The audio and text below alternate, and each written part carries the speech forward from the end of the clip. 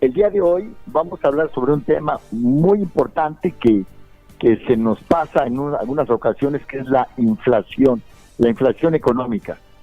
Yo le llamo de alguna forma un poco brusca, es la muerte silenciosa, porque va perdiendo poder adquisitivo el dinero.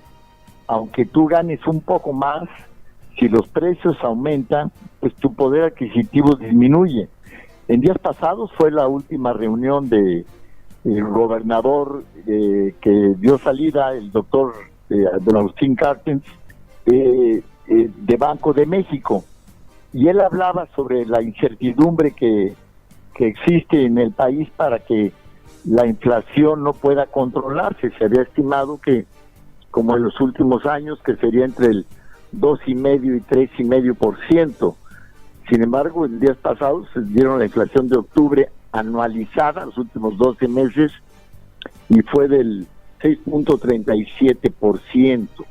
Yo estimo que al final del año debemos andar en ese rango, un poco abajo del 7%. Pero la verdad es que hay dos factores muy importantes que están influyendo en esto. El primero de ellos es el Tratado de Libre Comercio.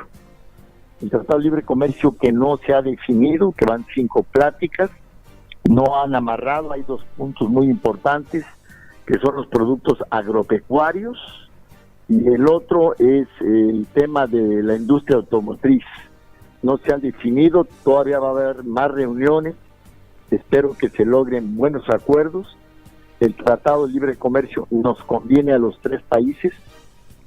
Nuestra economía en 23 años ha crecido el 400%, y creo que es buena señal porque tenemos más empleos y mejor remunerados, aunque todavía nos falta mucho por hacer. Hay zonas que todavía no tienen empleos formales y es a lo que tenemos que trabajar. El otro punto que ha marcado mucho la inflación es el aumento de muchos de los insumos de los servicios públicos, como la energía eléctrica, pero también todos los combustibles, el gas, la gasolina y diésel, todo esto que se maneja para transportar, porque en México se ha cometido un grave error.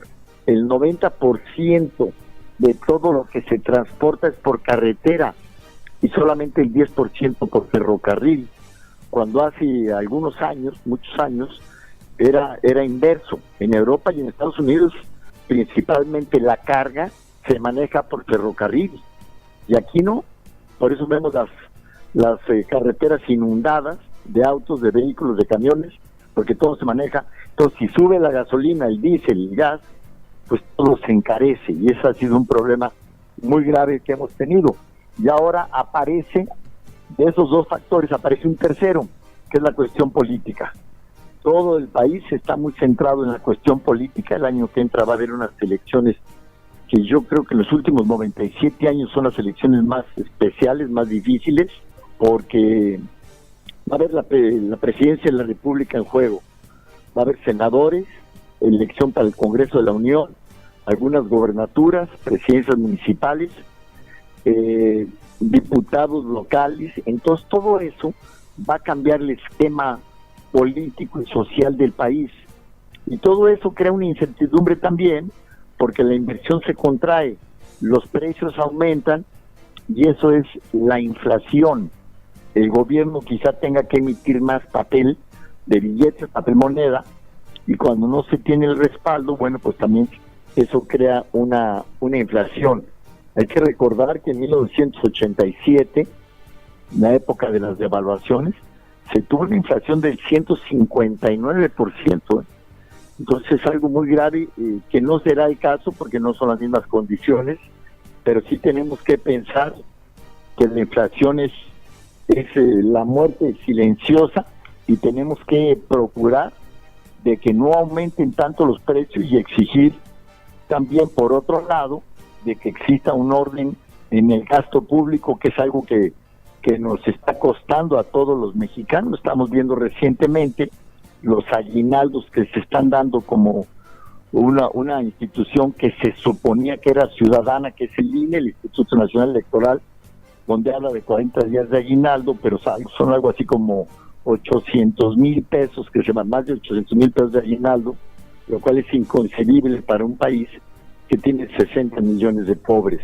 Tenemos que reordenar, por eso las elecciones del año que entra, y estoy hablando de economía porque todo es dinero, es bienestar, el dinero es para eso, para el bienestar de las familias, deberá tener un reto muy importante el próximo presidente, porque hay que reordenar la economía, que nunca habíamos visto pues tanta corrupción y tanta impunidad.